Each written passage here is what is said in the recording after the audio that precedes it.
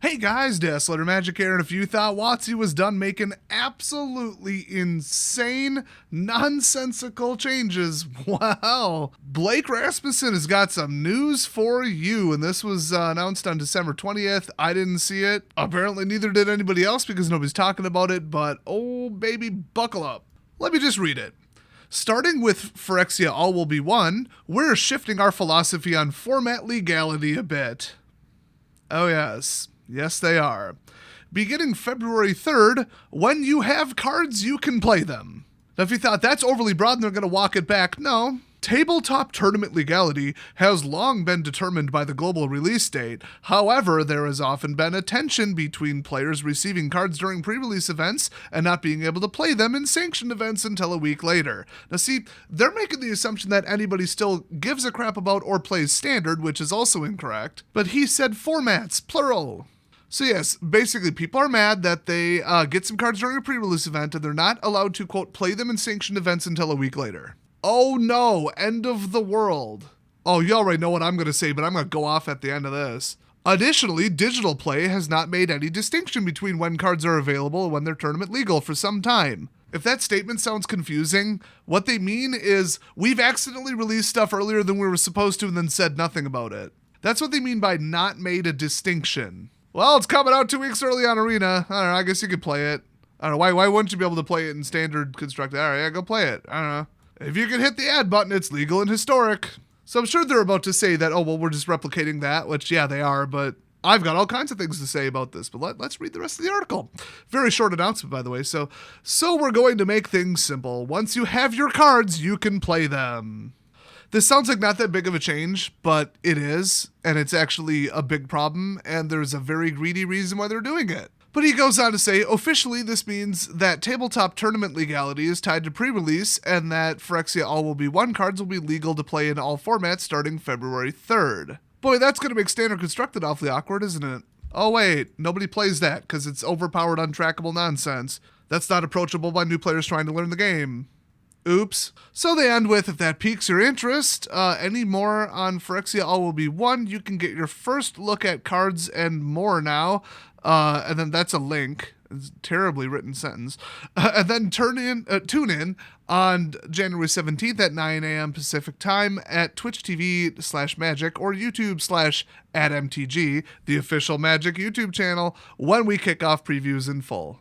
By the way, there are 3 exclamation marks in this short announcement. Blake needs to calm down and switch to decaf. So pre-release, they keep moving it around, changing the time of day, whether it's midnight or not. It's a mess, and I'll get into another rules change, but for pre-release, basically it's a week. So usually the pre-release would either replace FNM or it used to be after FNM, or obviously before it as well. So regardless of format, especially with, the next FNM usually being standard constructed, although release day, it's almost always Fat Pack Battle.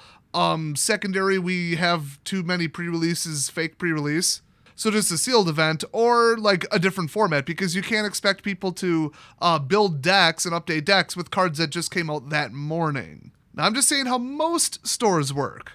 Yours could certainly be different. So think about that nice, comfortable policy that doesn't make people absolutely scramble to get an edge over people for 1 to 2 weeks as fast as possible. So WotC looked at that and said, let's do the opposite. Now, why would they do that? Because this promotes sales. When you order singles, you can't even necessarily think that they're coming within a week, especially if they're, plain white envelope or even first class, depends where you live. So you're usually looking at 1 to 2 weeks after a set comes out to get singles, but okay. If you order them from the right place and the right vendor with the right turnaround time at the right time, you could get them within a week. But now that everything's total free-for-all, legal, whatever, who cares, you could go to like Commander Wednesday after a pre-release before a set is even out and run a new commander that pisses people off. And now remember, they have admitted themselves. WotC has said that it's like a post-standard, eternal, heavy, new world, new whatever the heck they called it to make it sound like they didn't just dive bomb standard straight into the ground. And the context of that statement was, we are designing for Commander. And the context of that statement was standard products. So we've always known that standard lately, and even going back to some of the like core sets, was basically just Commander Masters or Commander Horizons, depending upon whether the cards are reprints or new, like Scape Shift and stuff like that. And they were just trying to inject money into sets that they knew would be a little softer on sales because of either standard being awful or the set being not very competitive for standard. And now looking at like new Capenna, my gosh, that was just a Commander set. There is no standard, nobody plays it, Historic is trash on Arena, and who knows what they're going to do because Arena is standard. Oops. Good thing they just sold off Magic Online to a third party. That was a really smart idea. A third party that doesn't even add the cards into the game on time, from what I've heard lately. Oops. So glad they sold it to somebody with more developer resources that then proceeds to sit on them and do nothing. So they're in a tough spot, but forget digital, because they've already kind of addressed that. It's already a mess, and they add them when they add them, and in theory it's done, 2 weeks at a time anyway, minimum. In theory.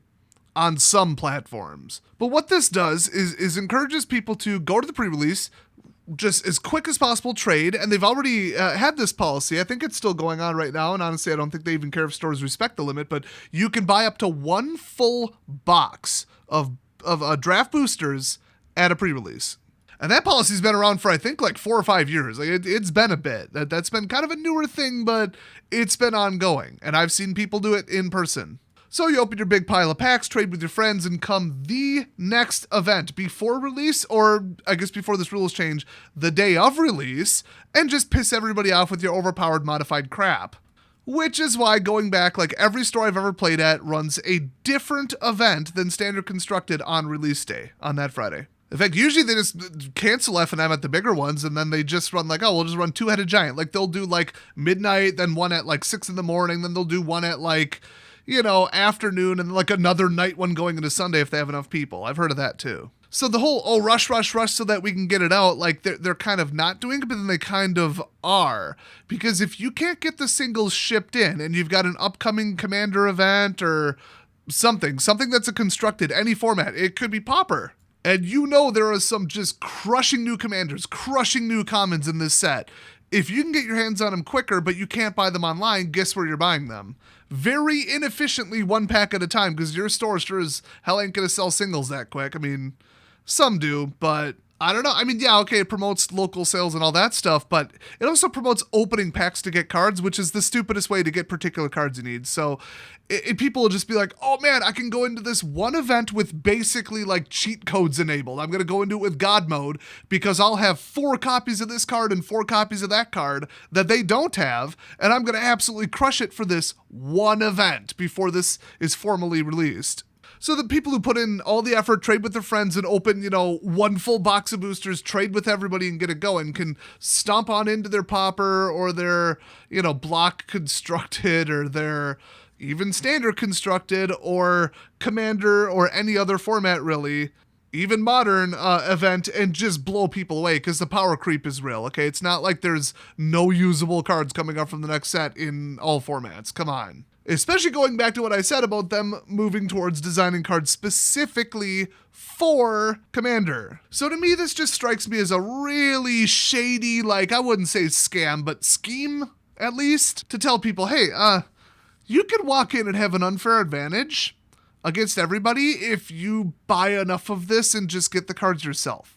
You could buy nothing and trade, but you'd have to have friends that do it. So it's like, there are ways around it, but this just seems shady. It's just stupid. And even if that wasn't the intention, even if that's not the effect, which I think I'm spot on, I don't think that's the case, but let's just set all that aside for now. The bigger issue here is WOTC just giving up. Just pricing a product at $1,000. Who cares about the backlash? We'll just do it. Who cares anymore? Everybody's leaving Arena. Let's just call it Explorer and never finish Pioneer. Whatever. We'll just sell off MTGO. We just don't care anymore. Yeah, this was delayed. That was delayed. That was delayed. That was delayed. And that product was delayed. Oh, well, this was delayed a whole year. Whatever. We just don't care. Now it's like the one thing, the big exciting midnight, release launch date. Well, now that doesn't matter anymore because they don't give a crap about that either. And this is coming right on the heels of them saying to stores within, I believe, the last year, whenever you get in a product, you can sell it. That's the new policy. When you get something in, it doesn't matter what the street date is. There is no launch date. Just sell it. And I'm sure that was a precursor to this. So if you're just going to sell it, but then tell people, well, yeah, we got it in, we're selling it, but you can't use the cards until the formal release date. That is confusing and stupid, so this is just another one of them just, we don't care about anything anymore. We've given up. Whatever, just do whatever you want. As long as the people who are still dumb enough to keep giving us money give us money, then we don't care what you do. Sure, bring them to an event before street date. Sell them before street date. Who cares? Hold your pre-release before pre-release. Who cares? Scalp them on the internet the day before. We're not even going to go after you, is the rumor I'm hearing lately. And they would really give a crap if you did that, 5 years ago. They would if they saw a listing on eBay for something that wasn't quite out yet. They would buy it themselves or have a proxy do it and then investigate and get your return address and have some dialogue with you is what I heard. Never happened to me because I'm not going to sit there and push it for a little bit of money. I'm more about let's not burn it all down in one shot. Let's slowly make money over time. So yes, it was the more unwise, unscrupulous people out there pulling stuff like that. But we've seen even YouTubers admitted to doing this, although he had to go on the run because I did not take kindly to his words and ensured that there were some consequences for that. But yeah, people say, I just took all 40 of this promo and just sold them. And also my store's not even real. We closed, or I bought, half of the supply off this store, gave them 50% and I'm flipping them on the internet. Look at me. And then you go on eBay and you're like, well, are they just saying that for attention? Is it whatever? No, you go ahead of time. $8 promos, quantity 40. There's the listing. Yes, WOTC will come after you for that. They'll even go to Big Papa eBay and say, do something about this. Same with the absolute BS about, you can't sell your RuneScape account because you don't own it. Well, I'm not. I'm selling login credentials, so lick my nuts. But, World of Warcraft, RuneScape, all the, big companies, they went out there and said, if we complain enough and threaten them, they'll just comply with us. Who cares? It's a high theft, high conflict item where they're like, he never sent it. There's no tracking after you give them the password. Once again, I've heard stories. I've only tried to sell one account for one stupid game one time for $18, and even they caught on to that somehow. Had to refund it, but it is what it is. So there was this big safety net where the companies could be like, no, hard rules, our way, even way past the extent of any kind of law. And a lot of other companies would play ball with it, which always really pissed me off. And now it's like, as much as I didn't like that, now we've swung the pendulum completely the other way. Now nobody gives a crap about anything. Everything's a free-for-all. They don't care. I bet the turnover at WOTC, or even just the morale in the office, is at an all-time low because they had to do what Hasbro told them to. I guarantee that's how this went down. I don't have evidence, but come on, in my opinion, the whole $1,000, deal with it. Blake and that one other person tried to go out on camera, and as soon as they tried to keep a straight face when they were talking about that product, it was hilarious. I wanted to upload the clip, but might not be completely fair use, but her face when they said $1,000, I think that was the first she heard about that. Holy hell. I almost feel bad for them, but they're the ones who made a deal with the devil, and honestly, if they were not attached to Hasbro in any way, they'd be nosediving it with their own decisions anyway, so I really don't feel bad. Plus, there's their psychotic far-left extremist politics. That drove just about as many customers away as their business decisions, so at this point, they can go burn. I don't care. So that's your cheery holiday video message for today. Play the cards whatever the hell you want, I guess. And my advice is wait 4 weeks and buy the singles for half the price, because I've noticed that a lot of very nervous-looking large single sellers out there, not going to name names, but, all of them that aren't eBay or TCG, the centralized single seller ones, they have been raising their prices pretty significantly for new stuff, and I think it's because less is selling, because they have a building, they have a shipping department, and they have staff, and they have to pay for it. It's really that simple. So if they sell 1 million cards, and then the next year they sell 500,000 cards, you got to pump up those margins a little bit to cover the difference, because not all expenses scale, some of them are static. But then when they're like, oh man, we got 32 copies of all these and they aren't moving, then they drop them down to a reasonable price, or their prices were ridiculous in the first place, and the regulated by the market prices on TCG Player, eBay, and other sites like them, they're undercutting each other by a nickel every 30 minutes, which is literally what happens. That race to the bottom where nobody wins, that gets pretty realistic pretty quick. And then the big single sellers that aren't eBay or TCG, they have to match. So don't pay inflated prices just to get a card earlier, especially when, according to these rules, you're probably not going to get the card early enough. So it's just all a mess. None of it works, and it's just WotC trying to sell you more crap. At the end of the day, that's all this is when you look deeper on it, and that sucks. But it's all a symptom of where we're going with this, which is every little bit of trying to rip off the customers that they can still do, they're going to do until like the next financial report comes out in middle January, and then it is going to be an absolute disaster because I'm sure the Christmas shopping season looks good, but year to year, it cannot possibly look as good as 2021 and 2022. No way. Not for the Wizards of the Coast Magic the Gathering brand segment. That's not possible. I think it's going to be, hey guys, new Transformers movie. There's a new Transformers movie. Oh, pardon me, 40 and slip. Did I say money? Haha, that's what'll be coming because Transformers. It seems like in the past, every single time anything went down, Hasbro was like, yeah, but there wasn't a Transformers movie this year. That was like all they had going for them. And remember, Dungeons & Dragons movie coming out too, so I think they're going to be like, oh, don't sell those stocks just yet. And then the next quarter, 2023 is going to be a rude awakening for Hasbro. As long as, the last stupidest couple investors that are still throwing billions at them finally get a clue at that point and sell it off. Then it'll get really, really real for them. So wish I had less gloomy news, but I keep it real and get to the bottom of stuff and don't just read stuff at face value and act like a mouthpiece for WotC. So if you appreciate that, hit the subscribe button, and I'll see you guys next time.